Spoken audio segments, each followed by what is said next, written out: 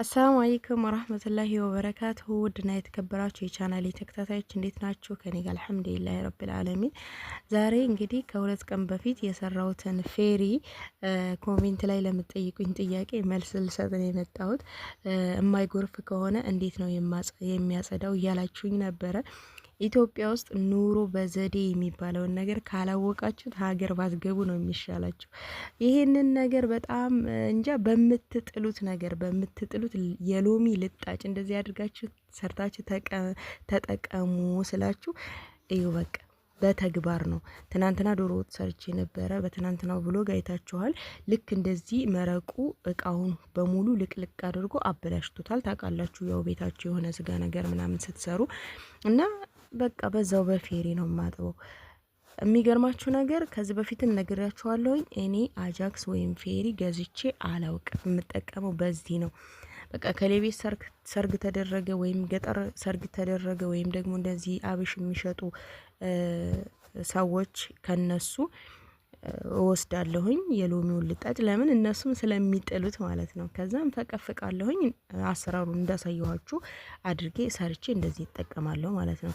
እዚህ ጋር የማጥብበት ኬሻው እንትኑ መረቁ ውስጥ ወድቆብኝ ገብቶ ከዛ ሙሉውን እንትን ብሏል፣ ተነክሯል፣ ቀይ ሆኗል። ኬሻው ግን ምንም አልበገረውም። ፌሪው እሱን ለማጽዳት ሳህኑን ለማጽዳት የኬሻው ላይ የተጣበቀው መረቅ ወይም ዘይት ቅባት ነገር ወደዚህ ወደ እቃው አይለቀለቅም። እንዲያውም ጽድት ነው የሚያደርገው። ቆይ በኋላ ላይ ጨምቄ ያሳያችኋለሁኝ ኬሻውን ራሱን ማለት ነው። ኬሻውን ብትጨምቁት እንኳን እጃችሁ ላይ የሚቀር ዘይት ነገር የለም በፍጹም። ወላሂ ነው የምላችሁ። በጣም ነው የምትጠቀሙት። እኔ የተጠቀምኩበት ነው። አልገዛም። በቃ 200 ምናምን ብር ነው ፌሪ። ደግሞ እኮ ገዝታችሁት ቶሎ ነው ልቅ የሚለው። እንደዚህ በቃ በጣም ጠንካራ ምናምን እንደዚህ አረፋ ያለው ስላልሆነ በቃ ስዘረግፉ ቶሎ ነው እንትን የሚል። ይሄ ግን ራሱ ሎሚው እንደነገርኳችሁ ሲትሪክ አሲድ ስላለው ማንኛውንም ቆሻሻ ቅባት ነገር እጥብ ሙልጭ አድርጎ ነው የሚያጸዳላችሁ። በቃ ይሁ እንደምታዩት የኒኬል ሳህኖቹ ምናምን ቅባት በቅባት ተለቅልቀው አይታችኋቸው ነበረ። እና እንደዚህ ሙልጭ አድርጌ ነው ያጠብኩት እላችኋለሁ። በነገራችን ላይ አባቴ ነበር እንደዚህ ሳጥብ እየቀረጸ ያለው ማለት ነው። እሱ ራሱ ገርሞት ነበረ እንትን እያየ ያለው ማለት ነው። እንዴ ይሄንን ነገር እኮ ወደ ቢዝነስ መቀየር ትችያለሽ ምናምን እያለኝ ማለት ነው። አረባ አካባቢ የኛ ሰው አይገባውም።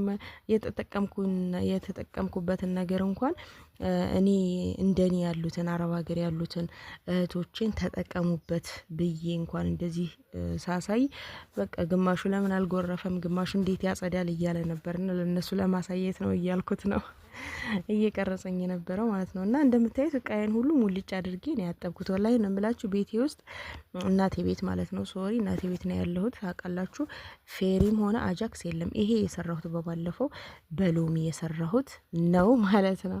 እና በቃ እዚህ ጋር አሁን ይሄ እቃው ተዘፍዝፎበት የነበረው ማታ ያደረው ማለት ነው። እንደዚህ ዙሪያው እንትን ብሎ ነበረ። ውሃውን ስደፋው ማለት ነው፣ ያለው ውሃ የታችሁት ከሆነ ቅባት ነበረው። ስደፋው እዚህ ጋር እንደዚህ ሆነና ዙሪያውን እጥብ አደረኩት በዚሁ። ለምን ኬሻውን መጣል ስላለብኝ ማጠቢያውን ማለት ነው። ተበላሽቷል። አንዴ እዛ እንትን መረቅ ውስጥ ስለገባብኝ ከዚህ ከእቃው ከነበረው ከውሃ ውስጥ አምልጦኝ ገብቶ ስለነበር እንደዚህ ሆነ። እንዳለ ብድግ አደረገው መረቁን ሁሉና ያው መጣል ስላለበት ያጠብኩበትንም እቃ ይሄ ሳፋውን እሱንም ልጠብበትና ልጣለው ብዬ ነውና እንደዚህ እንዳያችሁት በቃ ይሄንን ራሱ ሙልጭ አደረገው። በቃ አንዴ እሽት ታደርጋላችሁ፣ ትማታላችሁ። ምንም ትግል ምናምን አይፈልግም። በቃ እንዳለ ያለው መረቅ ዘይታማ ነገር ምናምን ቅባት ሙልጭ ብሎ ነው የሚወጣው ነው የምላችሁ። እና ይሄን ደግሞ መቼ ነው የምታመሰግኑኝ? እናንተ ሞክራችሁት ስታዩት እንዲህ በወሬ ምናምን ላይመስላችሁ ይችላል። እና ሞክሩትና ካላጸዳላችሁ እኔ እጠይቃለሁ ማለት ነው እንጂ የቤታችሁን እቃ በሙሉ በተለይ እንደዚህ ኒኬላማ ነገር ምናምን ፏ ነው የሚያደርገው። ይሄንን ያው ለእቃ ምናምን መዘፍዘፊያ ምናምን ብቻ ስለምንጠቀምበት ነው ይሄ ሳፋው። እና ፌሪዋ አያት እንደውም ትንሽ የዚህ ጋር ቀርታለች። እንደዚህ ፍስስ አድርጋለሁኝ። ወፍራሙን የተወሰነች ውሃ ብቻ ነው የምጨምርበት። አይታችኋል፣ በጣም ወፈር ያለ ስለነበረ ፌሪው የሰራሁት። ከዛ ትንሽ የውሃ ጠብ ብቻ አድርግበታለሁኝ። ብዙም አይጎርፍም እንደነገርኳችሁ፣ ግን ውፍረት ብቻ ልክ እንደ ሙቅ ነገር ነው። ያንን በዛ እሽት እያደረጋችሁ እቃችሁን ጽድት ታደርጋላችሁ። እንደምታዩት በቃ ሁሉንም እቃ አጃክስ ፌሪ ሳልጠቀም በሰራሁት በሎሚው ፌሪ ብቻ እቃዎችን ፏ አድርጌ ያጠብኩኝ። ሌላው ነገር ደግሞ ሙአቅም ነው። ሙአቅም ስላችሁ በቃ የእንትን ያላችሁትን ነገር ሁሉ ያጠባችሁትን ነገር ሁሉ ልክ ከባክቴሪያዎች ከምናምን ጽድት ያደርግላችኋል ማለት ነው። ልክ እቃችሁን በሙቅ ውሃ እንደምታጥቡት ልክ እንደዛ ያአቅምላችኋል ማለት ነው። በአማርኛ ትርጓሜው ምን እንደሆነ ስለጠፋብኝ ነው። ልክ ምንድነው እቃ መቀቀል ነው። አሁን ምሳሌ አንድ ብረታማ ነገር ተጠቅመን ያንን ነገር እንቀቅለዋለን አይደለ? ድጋሜ ለመጠቀም ልክ እንደዛ ማለት ነው። ባክቴሪያዎቹ ከዛ እንዲጠፉ እንደዛ እናደርጋለን። ልክ እቃችሁንም እንደዛ ያደርግላችኋል። በተለይ የልጆቻችሁን የምሳቃ ምናምን አሁን የልጅን የምሳቃ እንደዚህ በዚህ አጥበዋለሁኝ። ቆንጆ ነው የሚሆነው። ሽታው በተለይ አትጠይቁኝ።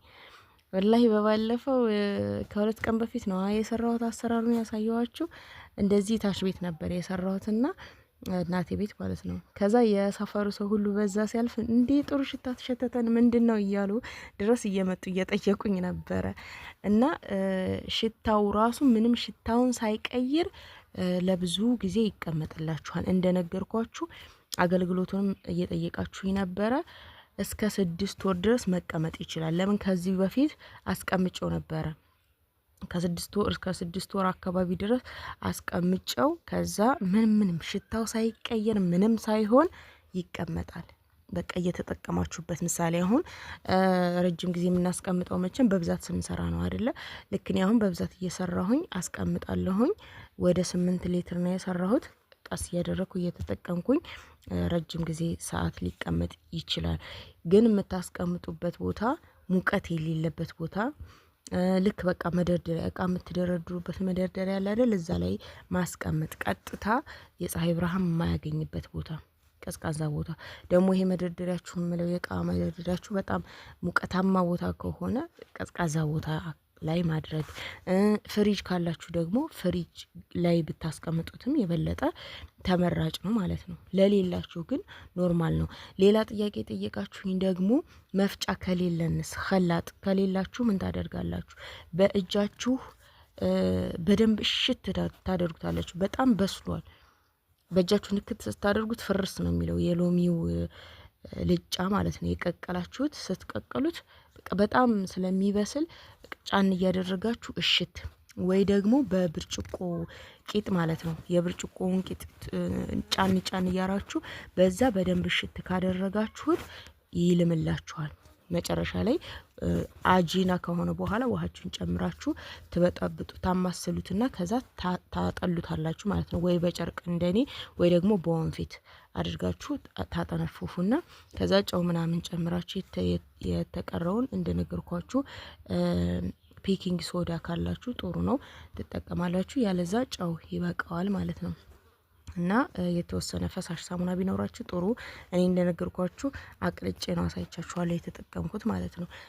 ሌላ ደግሞ በእጃችሁ ምናምን እንትን ካለ በመውቀጫ ነገር ምናምን ካላችሁ እንደዛም ማድቀቅ ትችላላችሁ። እና ቀላል ነው በጣም እንትን ያለ ስለሆነ በጣም ቀላል ነው። ምንም እንትን ከላጥም ላይ ያስፈልጋችሁ ሁላ ይችላል ከሌላችሁ ማለት ነው። ካላችሁ ነው በሃንድ ብሊንደርም መጠቀም ትችላላችሁ። እንደውም ቆንጆ ነው እሱ ከዚህኛው ከላጥ ማለት ነው። እዛው ካለበት ቦታ ላይ ሆናችሁ ስለምታደቁት ብረት ድስት ላይም ካለ እዛው ብረት ድስት ላይ አድርጋችሁ ስለምትፈጩት በሃንድ ብሊንደሩ ያም ቆንጆ ይሆንላችኋል እላችኋለሁ ውዶችዬ። እንግዲህ የጠየቃችሁኝ ጥያቄዎች ይሄንን ይመስሉ ነበር።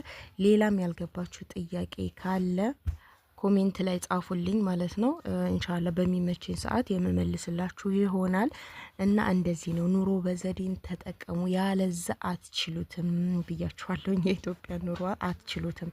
እና ኑሮ መረረኝ፣ ኑሮ አስጠላኝ፣ ወደ ስደት ድጋሜ ልሄድ፣ የት ሀገር ልሄድ እያላችሁ ከማውራት ራሳችሁን አሸንፉ። ስንፍናን ወደ ውጭ በቃ።